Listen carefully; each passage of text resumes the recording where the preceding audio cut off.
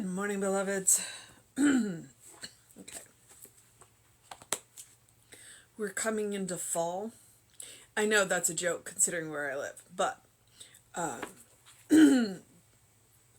my allergies are starting to kick up. So I'm just like, okay. So, you know, my voice is a little weird. It's just allergies.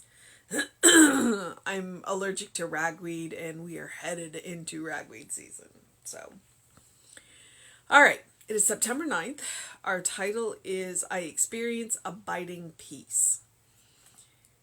Our quote is Heaven, earth, and I were produced together, and all things and I are one. And that is the Wangzi, Kwang -TZE. Peace must peace must exist at the center of everything, or the universe itself would be a chaos. You already know this and believe it. Now you are going to act upon it. You are not only going to believe in it, you are going to act as though it were true, because it is true.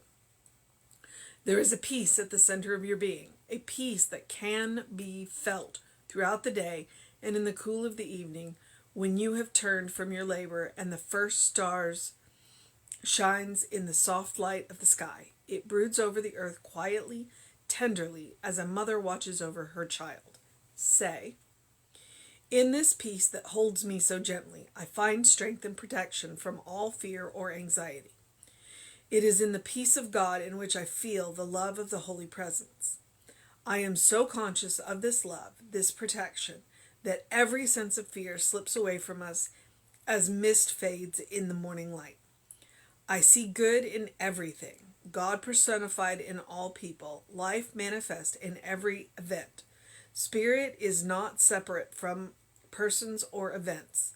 I see that it unites everything with itself, revitalizing with all the energy of its own being, creating everything through its own divine imagination, surrounding everything with peace, quiet, and calm.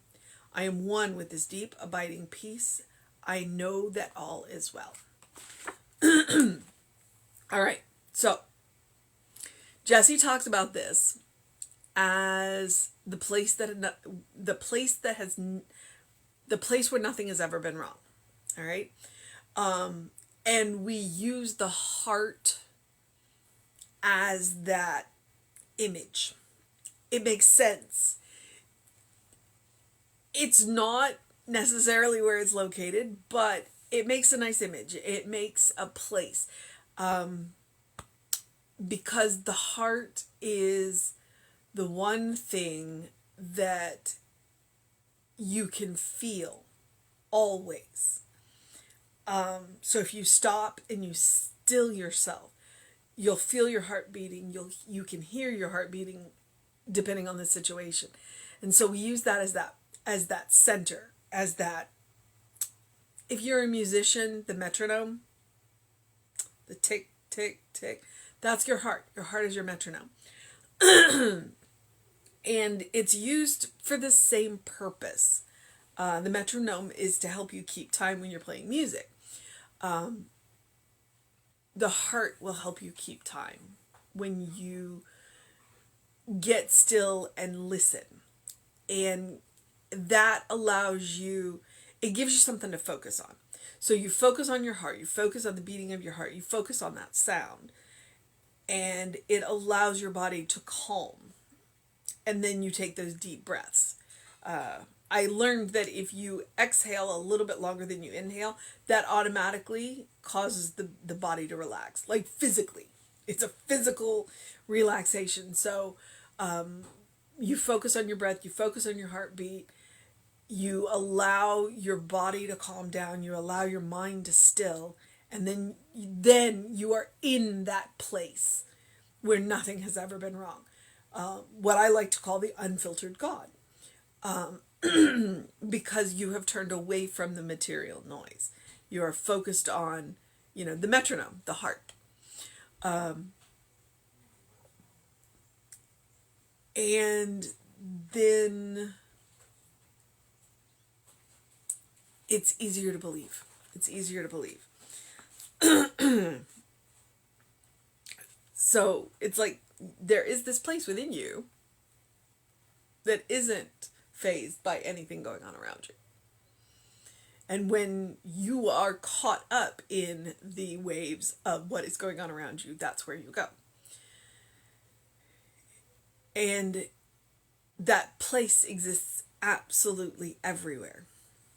I would argue that every single cell in your body has that place in it, that single still place where that cell can go and go. So there's God in every single cell.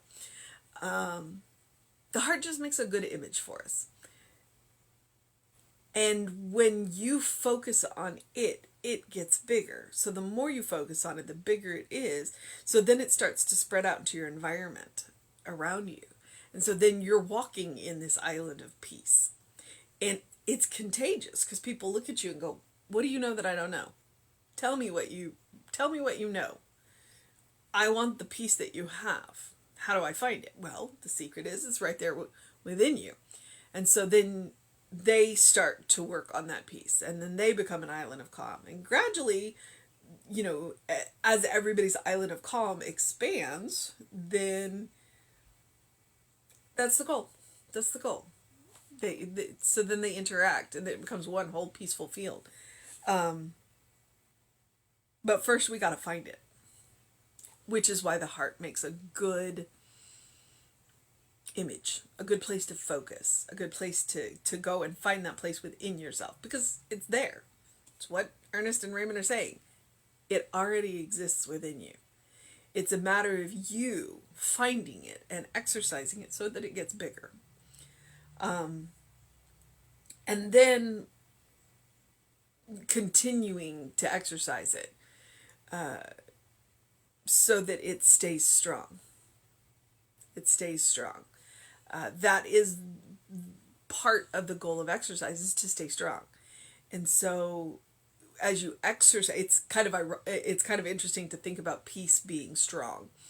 But that's what you want. You want it to be strong enough that nothing disturbs it.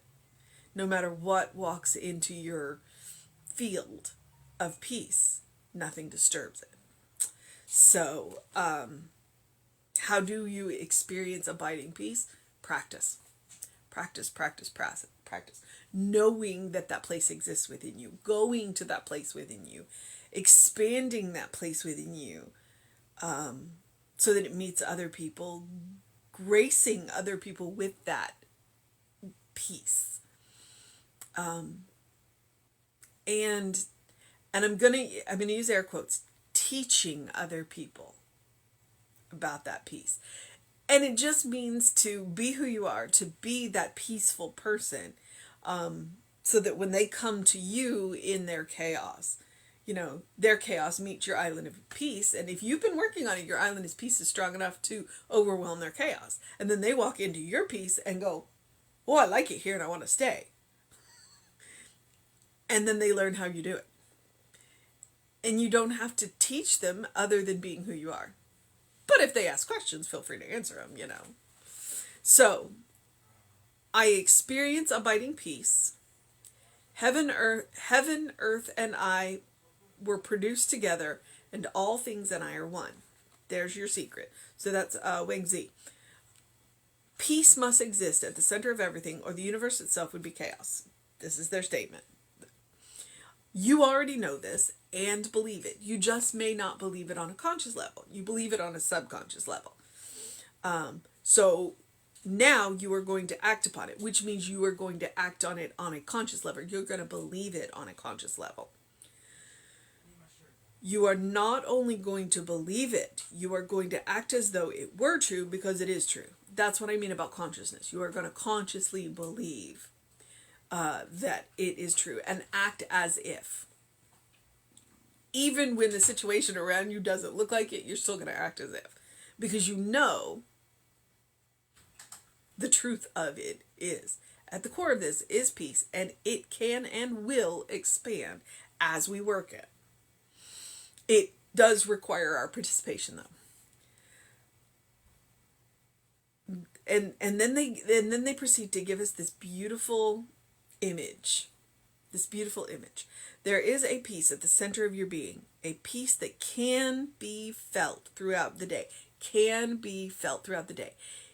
It's the goal is, and that's why they give you the next image, is to figure out what it feels like. Sometimes, as a child, a blanket fresh out of the dryer is what that feels like. Here where we live, blanket out of the dryer may not be, but the cool breeze, when that breeze starts up, that's peace. So there's a peace at the center of your being, a peace that can be felt throughout the day. You just need an anchor. You just need something. That's why I use the heart as a suggestion. You stop and you focus on the beating of your heart and the breath, the way it feels. That can be felt throughout the day and in the cool of the evening when you have turned from your labor and the first star shines in the soft light of the sky. It broods over the earth quietly, tenderly, as a mother watches over her child. Okay, so now we're going to move into their treatment part of this month. In this peace that holds me so gently, I find strength and protection from all fear and anxiety. So when fear and anxiety start up, where do you go? Into the peace that you have been working on in your spiritual practice time.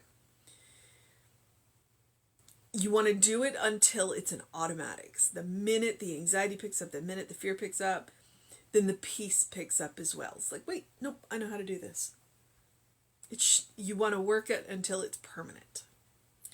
It is the peace of God in which I feel the love of a holy presence, consciously feeling that presence. I am so conscious of this love, this protection, that every sense of fear slips away from us as mist fades in the morning light. I see good in everything, God personified in all people, life manifest in every event. So that's what that peace brings to us. We see the good in the situation. And then when we see the good in the situation, it allows us to bring it forth and let the nonsense go back into the no thing that it is. We see God personified in all people. When we see God personified in all people, then we treat them differently. And when we treat them differently, then they respond to us differently.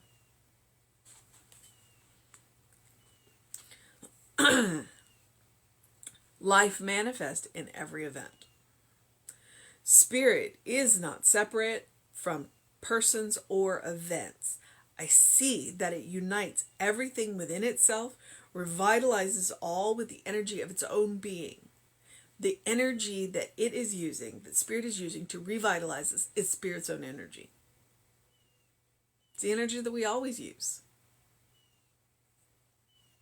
Creating everything through its own divine imagination, surrounding everything with peace and quiet and calm, because that's what Spirit is. Spirit is peace and quiet and calm. It is also creativity and joy and happiness. But right now, what we're working on is the peace, the quiet, and the calm. I am one with this deep, abiding peace. I know that all is well. That is what it is today. So our mission today, should we choose to accept it,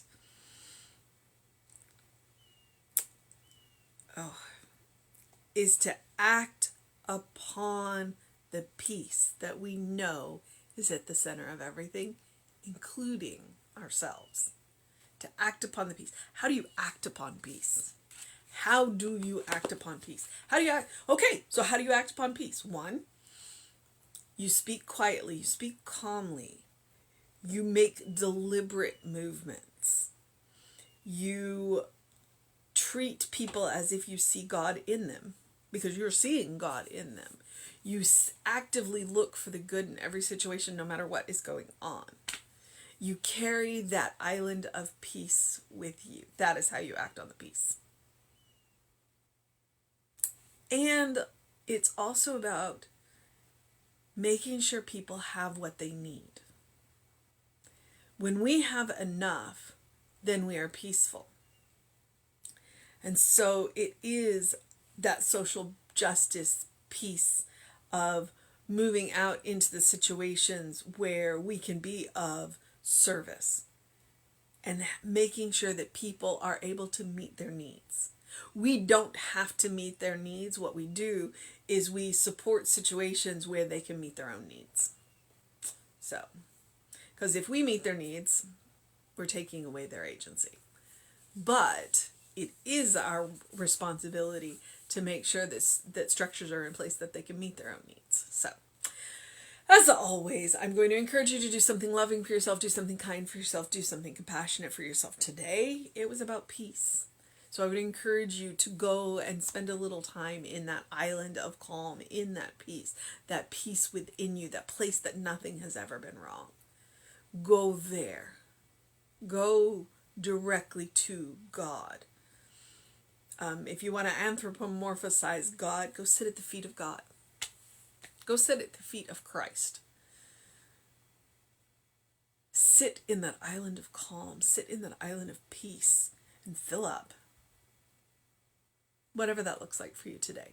Loving, kind, compassion. I encourage you to do it because you deserve it. You deserve your own loving, kind, compassion. You deserve peace. Everyone deserves peace. And the more you practice upon yourself, the more you'll have to share. The whole goal is to carry that island of peace and share it. Always.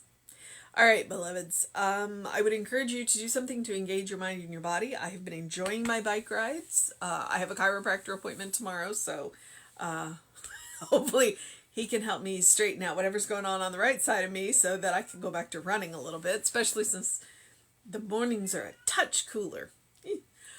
A touch. We've actually seen it drop into the high 60s, and that's exciting. Get some sun, 5-10 minutes first thing in the morning, and drink plenty of water. Always. You are a beloved child of God in whom God is well pleased, always and forever. So I encourage you, open the windows of your soul. Allow that breath of heaven to remind you do live in heaven now. You do carry your own island of peace always with you. All right. And do what you need to do to make it a good day, a great day, an amazing day, a fantastic day. A good day. And if that's too much pressure, simply have a day. All right. It is Thursday. There should be a prayer circle. I think it's at 7 o'clock. I think that one's done on Telebridge. And there is a new book study, and now I'm not sure if it's today or tomorrow. So I would encourage you to email info@creativelife.org. The new book study that I'm talking about is done by our practitioner, Sarah, and she is working through High Mysticism, which is the book that Jesse is taking his Sunday inspiration from. So you want to dig a little bit deeper into where his inspiration is coming from. That is amazing. So email in, get the link. That I believe is done on Zoom. All right, beloveds, I am going to move into the process of my day. I am going to encourage you to take care of yourself. Oh, and I'm telling you to check out all of the social medias, Creative Life Spiritual Center, Facebook and YouTube and the Instagram, and then the 3 of the platforms that I'm on are the Running Rev Ryan. All right, beloveds, take care of yourself. Take that island of peace today. Be that island of peace today. If for nobody else other than you. But trust me, everyone you encounter will benefit from your island of peace. All right? Know that you're loved. And I will see you next time.